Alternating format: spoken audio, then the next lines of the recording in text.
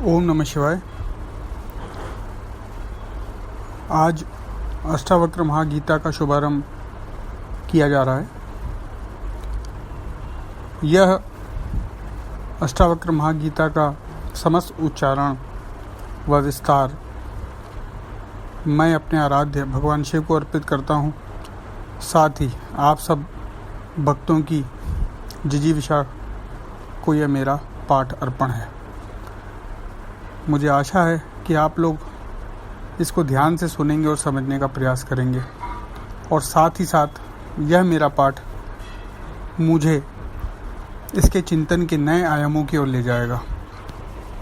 आपकी जिज्ञासाओं का मुझे सदा स्वागत रहेगा। ओम नमः शिवाय। जय श्री कृष्णा। श्री जनक उवाच। कथम ज्ञानं वाप्नोति कथम मुक्तिर्भविष्यति वैराग्यं च कथम प्राप्तम एतद् ब्रूहि मम प्रभो।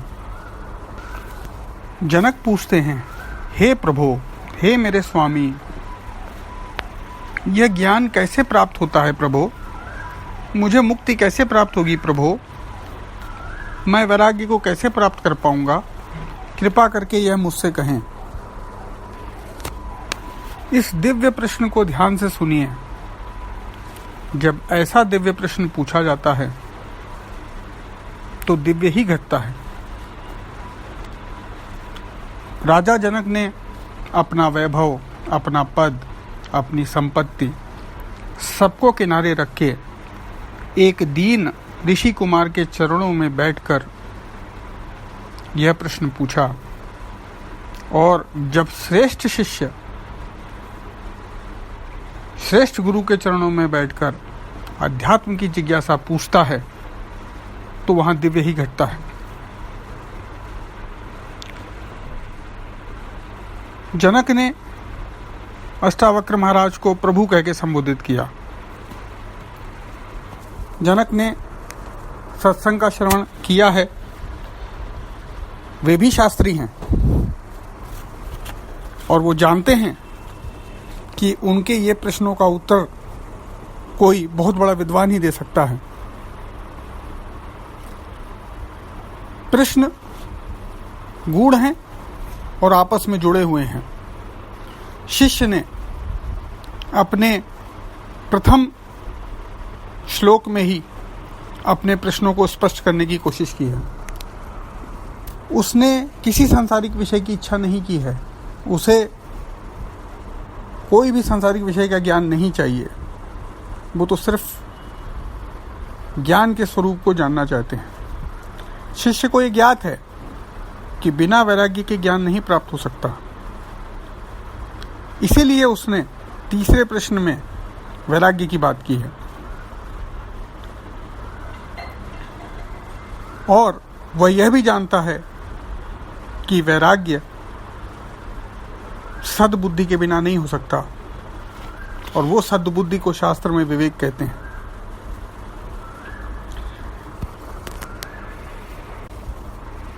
पुनः प्रश्न को ध्यान से सुनिए। कथम ज्ञानम वाप्नोति, कैसे ज्ञान प्राप्त करूं? मुक्ति कैसे प्राप्त होगी?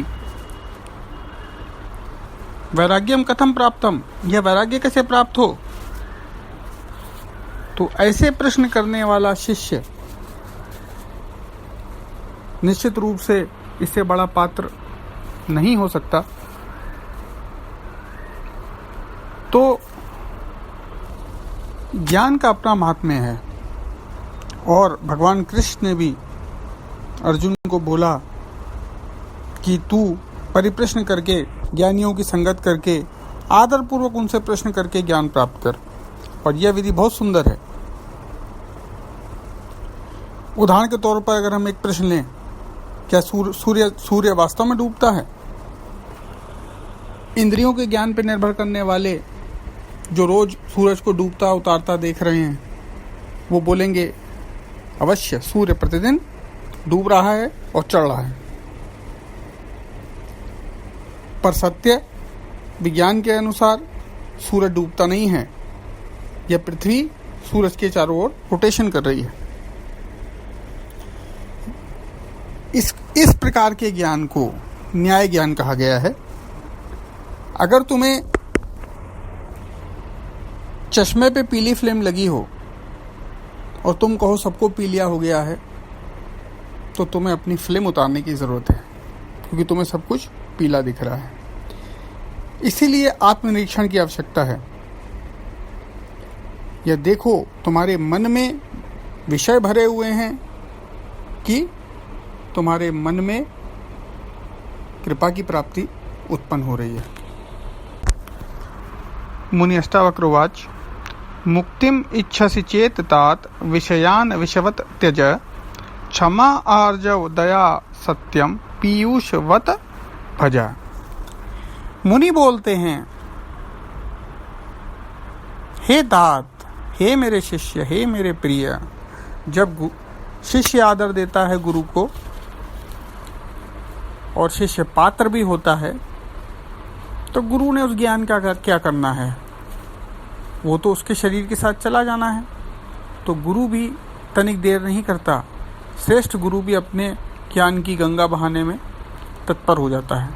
तो अष्टावक्र बोलते हैं, हे तात, हे मेरे प्यारे, यदि तुम्हें वास्तव में मुक्ति की इच्छा है, तुम मुक्ति चाहते हो वास्तव में, तो सर्वप्रथम विषयों को विष के समान मान कर छोड़ दो। विषय विष से बने हैं और ये तुम विषय भोगों में जो डूब जाते हो, तुम विषयों का नहीं विष का सेवन करते हो। अतः मुनि बोलते हैं, विषयों को विष के समान छोड़ दो और क्षमा दया आर्जव तथा सत्य को अमृत मानो और उनका सेवन करो। इन 2 लाइनों में अष्टावक्र ने कृपा प्राप्ति का सूत्र बता दिया है। चिंतन करिएगा, इसकी व्याख्या हम आगे करेंगे। ओम नमः शिवाय। जय श्री कृष्ण।